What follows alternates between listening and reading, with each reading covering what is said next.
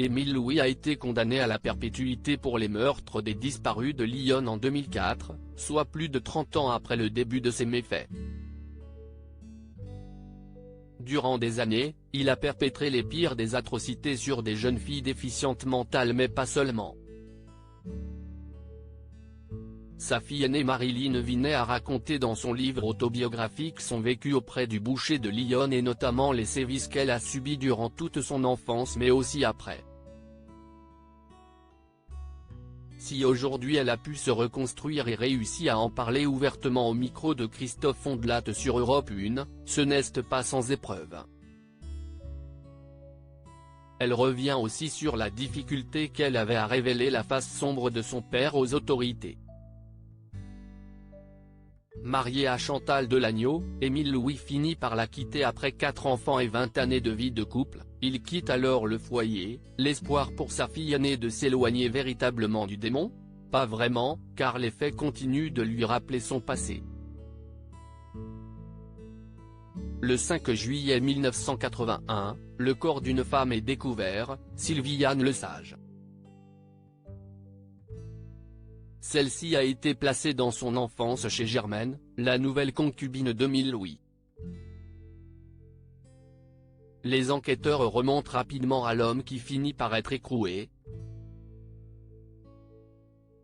Les gendarmes découvrent ses liens avec les autres disparues de la région d'Auxerre. Elles ont toutes le même profil, de jeunes femmes déficientes mentales et pupilles de l'État, que personne n'a jamais recherché. Son lien avec elles ? Il était le chauffeur du bus qui les menait de leur famille d'accueil à Limes, institut médico-éducatif. Marilyn Vinet est alors interrogée sur son père.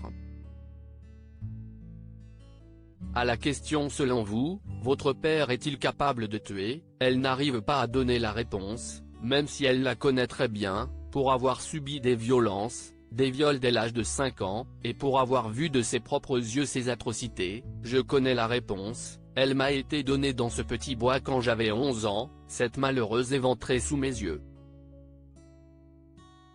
Mais je me ressaisis. Je m'accroche à l'idée que mon père n'est pas capable d'une telle monstruosité. Elle dit alors qu'elle ne pense pas qu'il pourrait tuer. Au fond de moi, je sais que si est faux. Si est un grand malade, pourquoi est-ce que je ne dis pas ce que je pense ?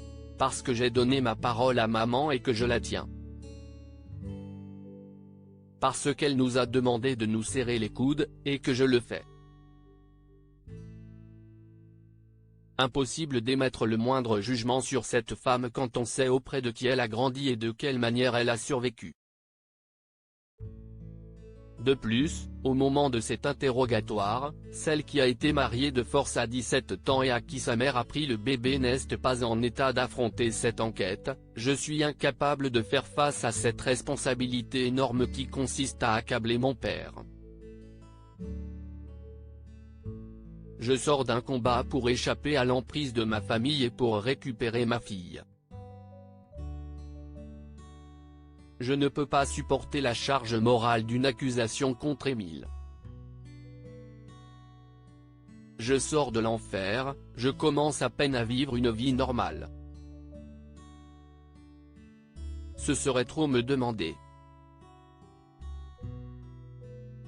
Beaucoup trop.